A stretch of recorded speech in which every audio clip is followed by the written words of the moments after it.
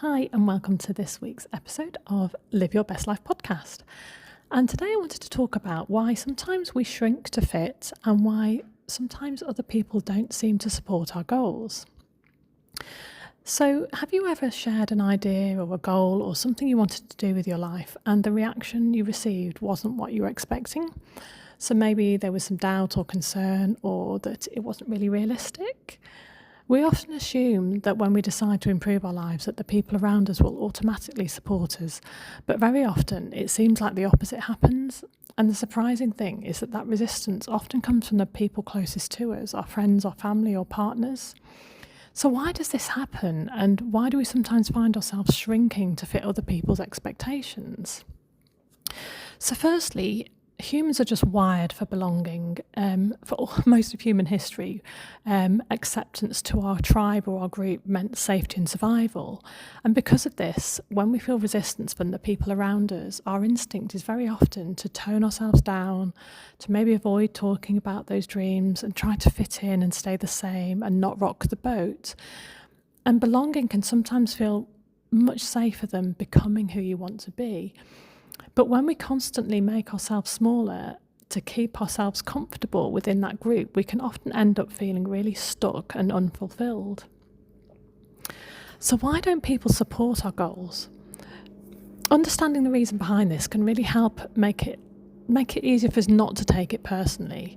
In most cases, their resistance isn't about us at all. It can be the fear of change. People are comfortable with the version of who you are, and when you start to change that, it disrupts what feels familiar. Your growth can challenge their choices, so seeing someone else pursue a different path can sometimes highlight the risks that they didn't take or the dreams they didn't follow, which can make them feel uncomfortable. They may just want to protect you. Often people project their own fears onto you. If something feels risky or unfamiliar to them, they assume it will be risky for you too.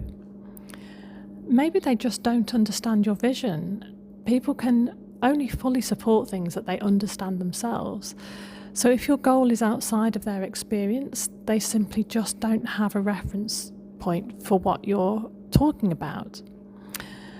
The group dynamics. So every friendship group has a rhythm, and when one person starts to change their habits or priorities or their lifestyle choices, that can really disrupt that balance, and everyone will just feel uncomfortable about that change, and they may not even realise that they're doing it or why they're doing it.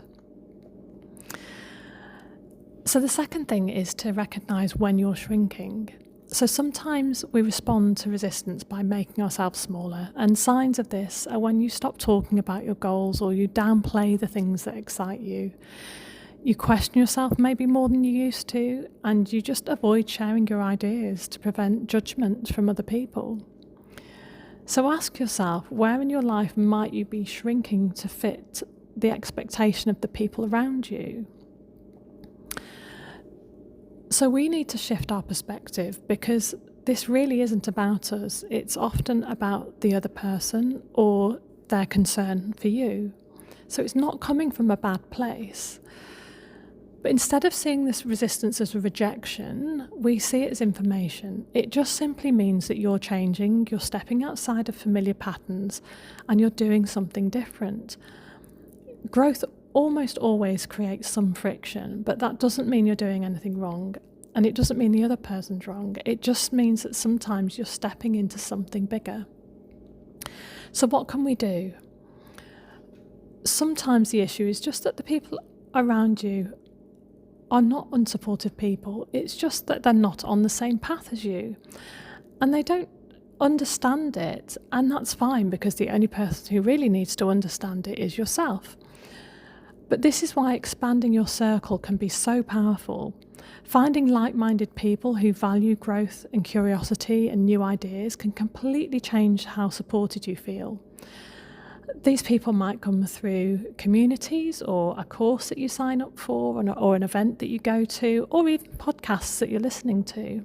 It can be online groups, social networking, or personal development spaces. There's lots of places that you can find people that have a similar outlook to life or similar hobbies and interests. And often the people who understand your goals are the people you haven't even met yet. So balancing these relationships, it doesn't mean you have to cut people out of your life, but it can help you manage your expectations and protect your energy, and to be mindful about who you share your biggest dreams with. Some relationships can still be loving and valuable, even if they aren't the place where your ambitions are fully understood.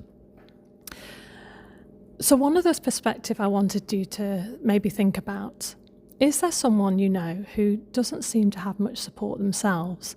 Is there someone in your life who may be going through this themselves as well, whose goals or life direction you don't fully understand? Maybe you could spark up a conversation with them and ask them about their goals or dreams and see if you can understand it better and give them that gift of being supported as well. So growth can feel lonely at times, especially when you're just stepping outside of those expectations of the people around you. But creating a life that feels true can often mean being willing to step outside of that crowd. And the interesting thing that happens when you do that is you begin to attract the people who are walking that path too. So I hope you find this episode interesting. It's something that I am very passionate about. I would love to hear from you. So if you are going through any of the things that I've talked about today, feel free to message or leave some comments, because I love hearing about your experiences as well. I'll be doing another episode next week. It'll be on a different subject. So I would love to see you back next week, and have a great week in the meantime.